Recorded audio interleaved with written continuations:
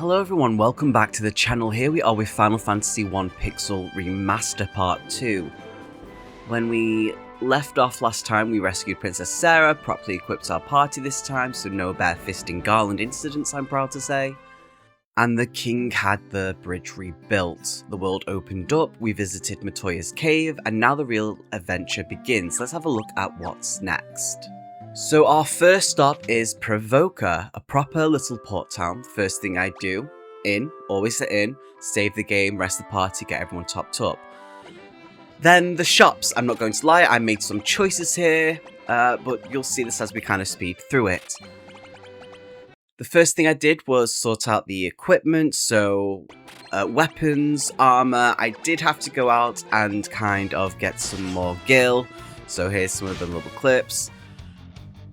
Just so I could get better armor for Nord, and to also get some magic for Orca and Creator.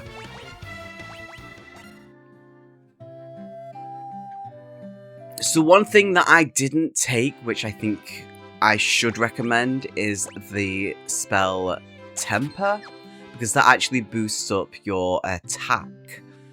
So just keep an eye out for that. I will probably regret not taking that later at some point. But one thing I think is a very good thing to take is the Null Bolt, which reduces lightning damage. So here's the situation with Pravoka. Pravoka has a pirate problem, and if you go to the northwest corner of town, can't miss him. They're the only characters that actually look interesting, and it's the three pirates that are stood together. You've got cannonballs of steel to be taken on the great pirate Bick. All them boys. Oh, kill them boys. So basically, in this little, what's the place called? Pravoka, pirates have taken over, and we're basically about to free them. Aye aye, Captain, will make their bones go crunch. And we go into our first mini-boss battle.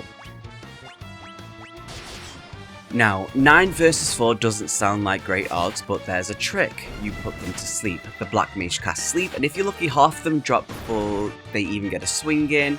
It's genuinely one of the most satisfying things in the early game, I can possibly say.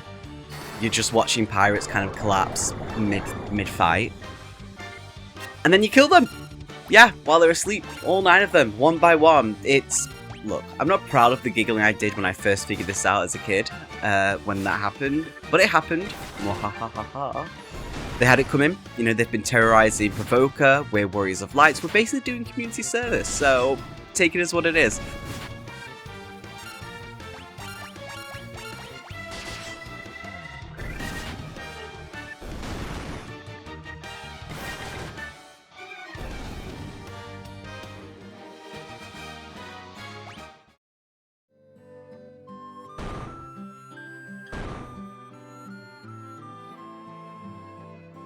I'd be most sorry, young masters. I'll be taking no more fuss. Oh, I'll be making no more fuss, I swear. I want you to take me ship for your troubles. Can you find it in your heart to forgive an old pirate? So, Bick, to his credit, takes the loss well. He just hands us his boat, so I'm quite happy with that. And here is the ship. This is where Final Fantasy 1 properly begins. Everything before this, the Chaos Shrine, Garland, the bridge, that was the prologue. The ship changes everything. We're not walking between 2 fixed points anymore. We can go anywhere the water touches, in a way, because there's other things we can get to travel better. Now, there's something about this moment that I think I got lost if you didn't play it when it was new. In 1987, this was mind-blowing. You spend hours in this one little corner of the world thinking this is the game, and then suddenly the camera pulls back and there's an entire planet. It's the same feeling I described in part 1 with the bridge scene, but the ship doubles it. The bridge showed you there's more out there. You know, the ship lets you actually go find it.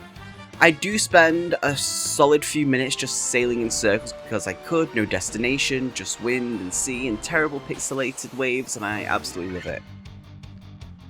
So yeah, you dock at a little port south of the continent and head west, and there it is, Elfheim and the Elven Castle. Now I have no idea what to expect here, the game doesn't tell you much. The King of Cornelia mentions crystals to the north, the specifics are kind of vague, properly vague. That's the thing about Final Fantasy 1, it gives you direction, not a map marker. You have to talk to people, explore, and piece things together. Elfheim itself it's definitely different from Cornelia. You know, there's a castle, there's a town, there's an inn, and there's almost certainly something going wrong that we're about to volunteer to fix. And that's how these games work. You walk into a town, someone's got a problem, and suddenly it's your problem. You know, we've liberated Pravoka, we've got the ship, we've crossed the sea to a new continent, and we're standing at the, at Elfheim. The adventure's properly opened up now. Next time, the Elven castle will be buying more equipment, and we'll see. And this is where we're going to leave it. We've liberated Pravoka, we've got the ship, we've crossed the sea to a new place, and we're standing at Elfheim. The adventure's properly opened up now. So yeah, next time we're going into the castle. Whatever trouble they've got themselves into, we're going to deal with it, and the first real dungeon of the open world. Let me know your thoughts down below. Did you put the pirates to sleep, or did you fight them fair? You know, if you fought them fair, I respect it, but I just don't run that way apparently. I also think you're slightly mad. 9 versus 4? Yeah, no thank you. Also, if you've been playing along, what did your party look like? Did you go classic fighter, thief, white, black like me? Or did you run something properly weird, like 3 black mages and a white mage, 4 monks? Let me know. I'm proper curious how different the game plays with different setups. But yeah, much love, thanks for watching, and I'll see you all next time for part 3. Cheers.